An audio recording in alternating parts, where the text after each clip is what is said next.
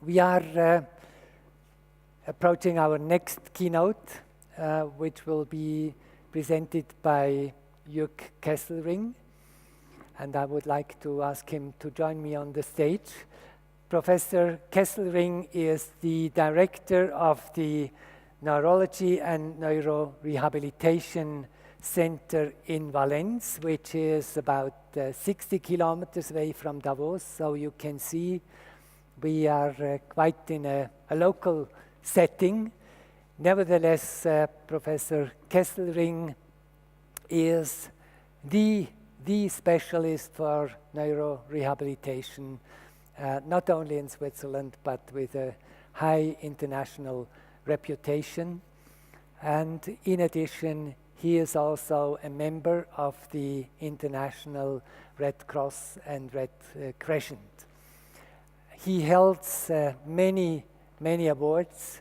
He has also teaching engagements at the University of Bern, at the Swiss Federal Institute of Technology, and in Switzerland he is also famous for and very much committed as president of the Swiss Multiple Sclerosis Society, and I know many innovative technologies he is integrating in his daily rehabilitation work.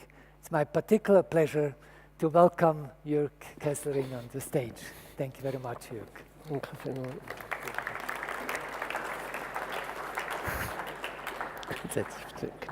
Walter, that's a great pleasure and honor to be here, and it's really very touching, especially for me, to speak after that wonderful speak from Beirut by my El Khalil, because my first mission as a medical delegate with the International Committee of the Red Cross was in fact in Beirut, but at the time where you showed the black and white picture in 1978 and 79, and we as a Red Cross delegation had, of course, because we were in the midst of that civil war with these actions, you remember certainly Tel el-Zatar and these difficult times, we of course had the hope that resilience would take over in Beirut and the whole of Lebanon again.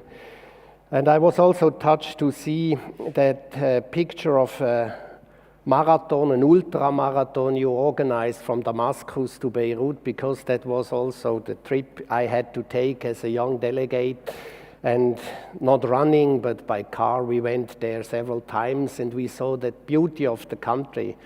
And I think beauty will always remain a motor also for what we are doing, and we call that a little bit resilience. Resilience is derived from Latin. Salire means going up, and risalire is going up again. As Walter said, I'm working not so far away, even closer than where Flavia Schlegel has been born, and I brought a picture from previous days in my clinic, but the situation is the same. It's the head of the department standing around, and the others are working hard, and the people are upsiled, and they are brought by a net to the, not holy, but warm waters where we do our therapies for many decades and centuries, in fact. And you see also this little bridge. Bridges were mentioned this afternoon several times, and I will show you how a bridge is built, because that means resilience. Resilience is a term now used in physics, and it means the forces which act against the forces of gravity. You know, often people say everything goes down to the center of the world because it's the force of gravity. But this is only true for dead things. I mean, this falls down, but we, or flowers, or people, are going against the forces of gravity. And this is important to remember. It's only when we are dead that we are lying on the ground. But otherwise, we stand up, even after a severe accident. And this is resilience. And when we build a bridge, as they do now very generously in our valley, that is how it looks like if you want to travel a bit longer. They make a bridge, but in order to prevent the concrete falling into the valley, you have to construct something to act against the forces of gravity. And this is called resilience. And once you have built the bridge and the arc is covered or is finished, then you can take these ropes and pylons away and the thing will stand. But it takes a long way to construct this until you have a bridge. And this is true in different domains. I will show you. Resilience is a skill, and I'm convinced, of course, as a neurologist, I must say I'm a neurologist, I'm not a urologist, I'm a neurologist. So I'm not the plumber, but rather the electrician or the philosopher. And we know that the brain is organizing itself all the time. We are very generously equipped with about 100 billion nerve cells, and we know that each nerve cell has about 1,000 connections, 1,000 to 10,000. So if you want to count these connections of your neighbor, and you count only one synapse per second, you will be counting without holidays, counting his synapses for 30 million years. It's just to say what a cosmos we have in our head. Everyone and each one of us has that in his and her head. And these synapses and connections are formed all the time until we die. But it is a good saying, a short poem, use it or lose it. Only those connections will become stable when they are really used. And this is important. But how do we develop such resilience? It could be that we think, as it was in a song when we were young, this 68 generation, you've got a Teflon heart and nothing sticks to you. You've got a Teflon heart, I think I want one too. But this is not what we are aiming at, that we become so hard or that we become following Nietzsche, what does not kill me makes me stronger. No, we want to develop the forces which help us to overcome the forces which pull us down. And we can describe such resilience forces in different domains. We have just heard a very impressive example of physical resilience by a lady who had an accident, and nevertheless, I think it is because she was asking herself, when I had this accident, what was the reason for that accident to happen? That gave her the strength to perform a work that we could hear a little bit about today and by which we are so much impressed. So we have a choice. We can do something for fitness. It is not just something inborn in us. We can do something for stamina by caring for energy support and rest and recovery and organizing our way of living according to forces which may help. Or if people so kindly say that I am an MS, multiple sclerosis specialist, that's very nice, but MS stands for me for more self-confidence. This is the important point, that we find a way to find self-confidence which helps us to overcome the difficulties in life. It is not that we can overcome, as we just heard before, every difficulties and challenges, but we can find a way to go ahead in spite of such challenges. I will say a few words on these mental resilience aspects in a moment. And on the emotional aspects, we also have ways to train ourselves. Impulse control does not mean that we should not have emotions anymore and control everything, but in the right moment and not at all time just let our emotions go. Or positive emotions we can cultivate. We can, as is usually said, talk about the half-empty glass or the half-full glass, or we can, even if we are pragmatic, we can say, well, the glass is a bit too small. It's another way of looking at that half glass. But these are things we can organize ourselves. They are not just happening voluntarily. A realistic optimism. I can tell you, when you are working for the Red Cross, for the Salib el-Ahmar Douali, as we did, you need a realistic optimism because you see so many things which do not go well. And if you are a neurologist, we are the ones who look after people who have more difficult lives than we do have. Then we have reason to believe in optimism because we have seen so many recovery happen. In Valens, we see many patients, and I can tell you, I'm not so interested as the politicians are just in the beds we have. We have 104 beds, but I'm interested in the people who lay in the bed for a moment and then stand up again. That is what we as doctors and therapists and nurses have to do. And we have a learning experience by these thousands of patients we see each year. And it is a gift and a privilege that we are entitled to do something together with them in this resilience way. The term resilience came into psychology by an interesting study that this Emmy Werner did in Hawaii long ago. She examined people who were born in the year 55. There were many, many people there, and she followed them over decades, over 4 decades at least, and examined those children especially who had grown up in difficult circumstances.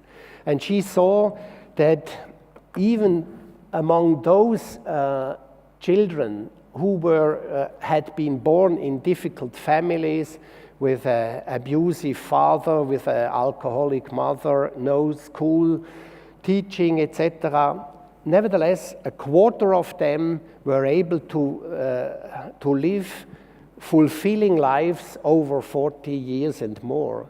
And she asks then, what made these people having this resilience to do in spite of their disadvantage? The disadvantage is to live a happy or a good life at least. And some of these factors which lead to resilience will be discussed in a moment. Just before, I want to make clear, for me it's always clear that we behave always by either wanting to reach a reward. We want love, empathy, joy, care, and at the same time we behave in a way to avoid punishment. And there are systems and also doctrines which induce anxiety, anger, fear, and these always are against the functioning of our brain. So for me it's clear, if you want to poison a person and make his or her brain not functioning, you have to induce fear. Whereas if you are able to induce joy, as we have heard in such a marvelous example just now, then you bring the brain to functioning. We have in our system, in the brain, a reward system. That's well known, and I can go into details if there would be interest. It's just to say we are organized in a way that we can get rewards, and we behave in a way to satisfy this system. And I'm convinced that what makes life for many people so difficult in depression or other situations, that it is a reward deficiency syndrome. And it's up to us from the outside to go to those people who are depressed, because every depression will pass unless we let the people alone, because they cannot come to us to get their remedies which exists. A psychologist whose name is difficult to pronounce, Mihaly we call him, has put that in a very simple system, but which is easy to apply to one's own life. For instance, if you have to know about your capabilities. For instance, I'm a cello player and I play probably like this.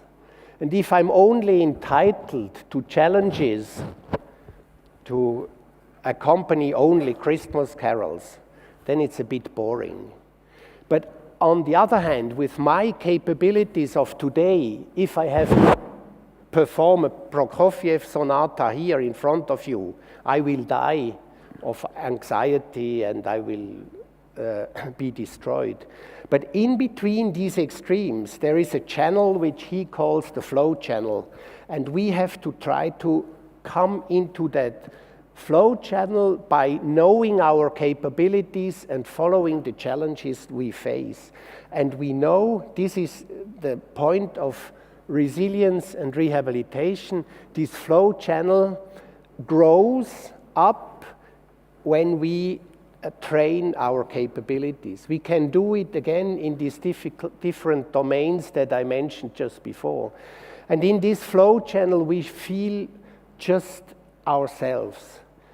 We have a feeling of fulfillment in the activity. That's what happens in the runners when they succeed.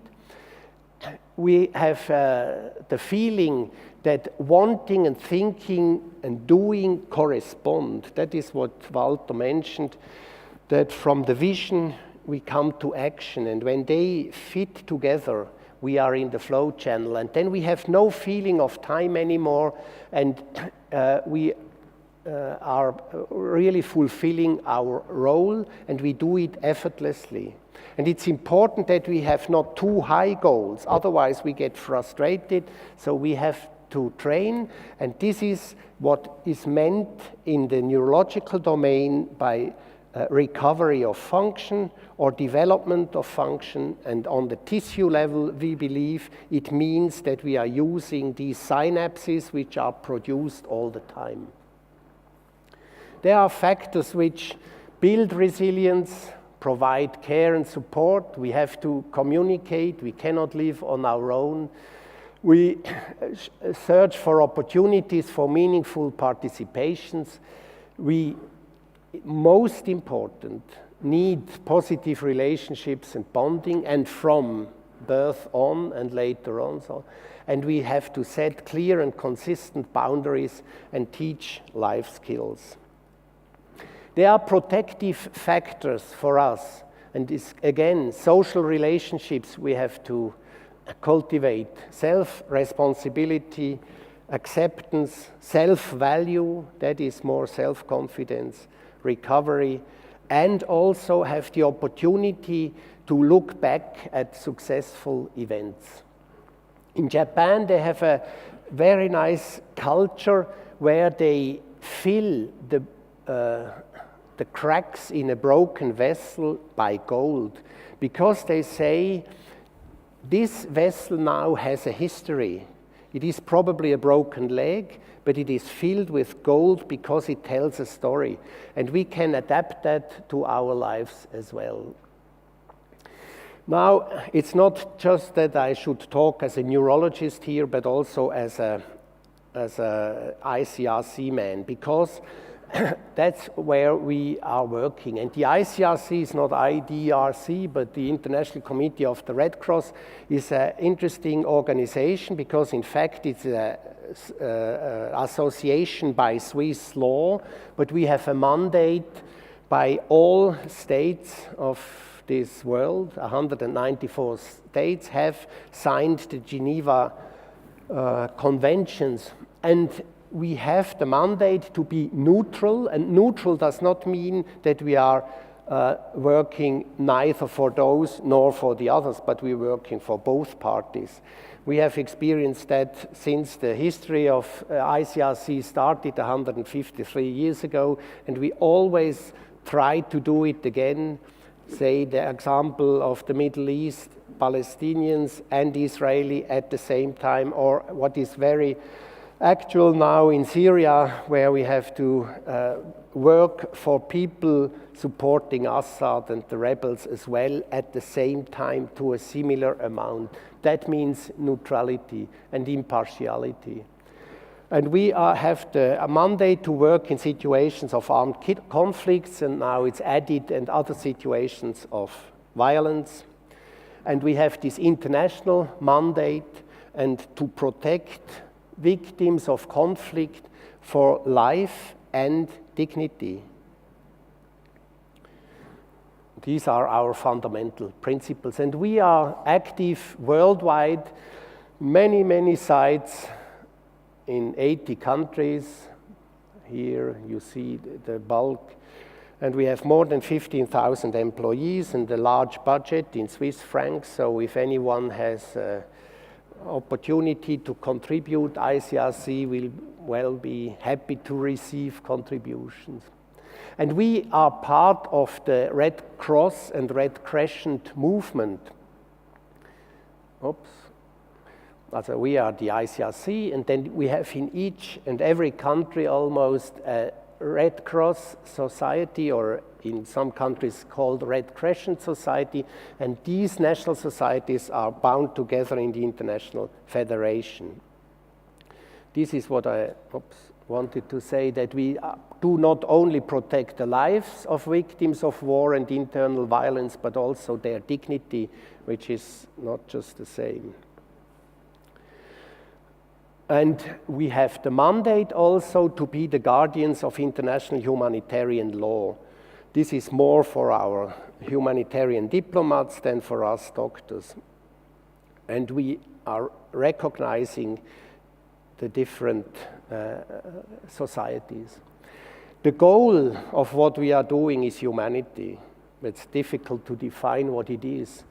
My colleague Daniel Thürer, law specialist, has defined this humanitarian pyramid where he says the humanity, the top is humanity, on the sides we have neutrality, independence, and impartiality, and the bottom line is international humanitarian law.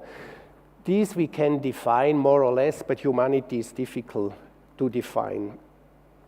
But I can give a few examples. Henri Dunant himself was a good example of applying humanity. He came as a commercial man to northern Italy. He wanted to talk to the emperor, Napoleon III, and then he happened to see at that same day this bloody war between Austrian and French troops, and he saw the 40,000 killed and certainly more than 40,000 wounded, and immediately not only he made hands-on actions there, but he created the International Committee of the Red Cross 150 years ago.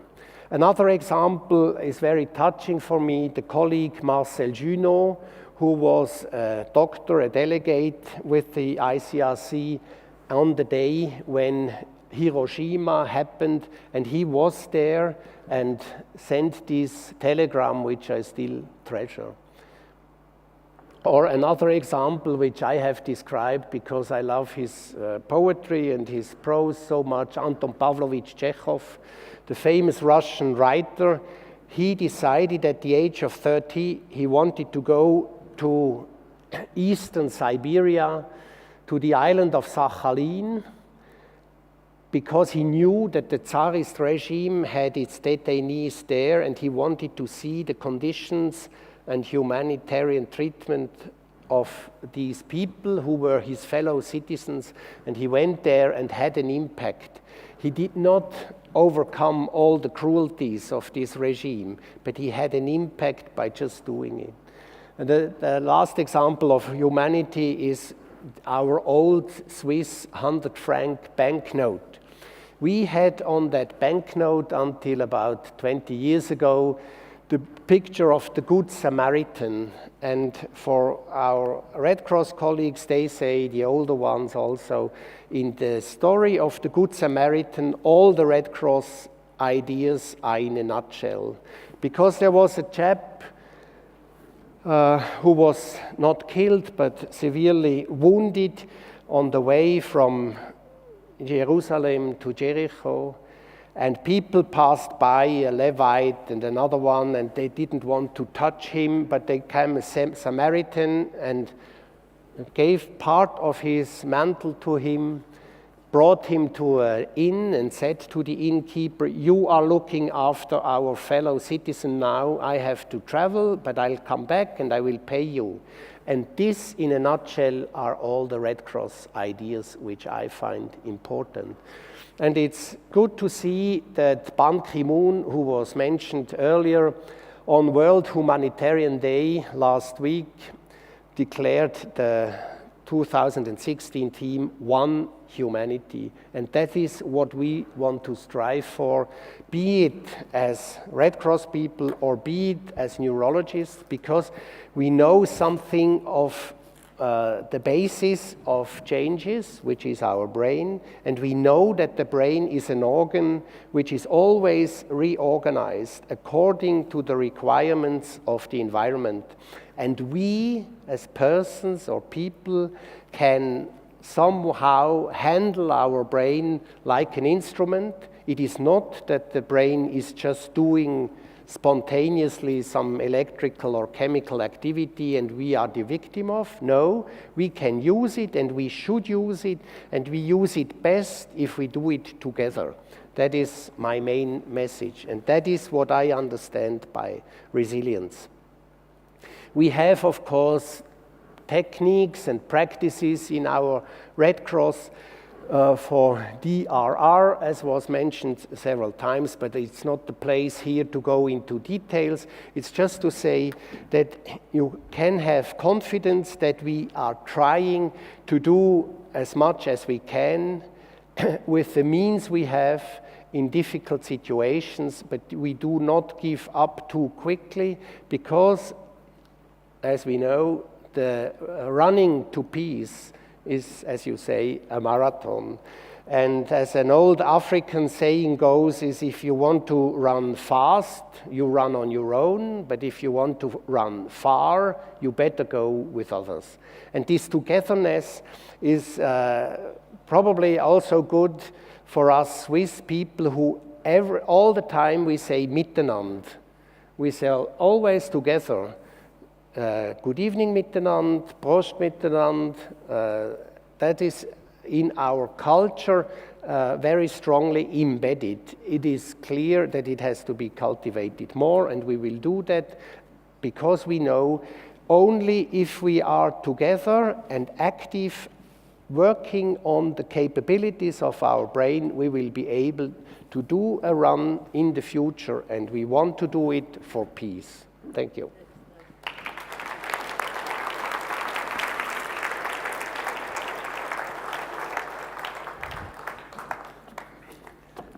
Thank you very much, Jürg.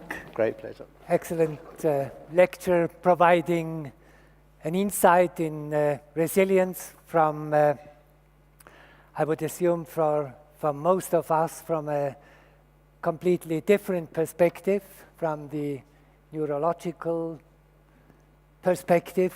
Thank you very much for this excellent insight. I think we got quite a number of thoughts to consider for our conference, and looking from a perspective, from a human perspective, and realizing that it's really the individual who can contribute, who can move forward and contribute to common solutions.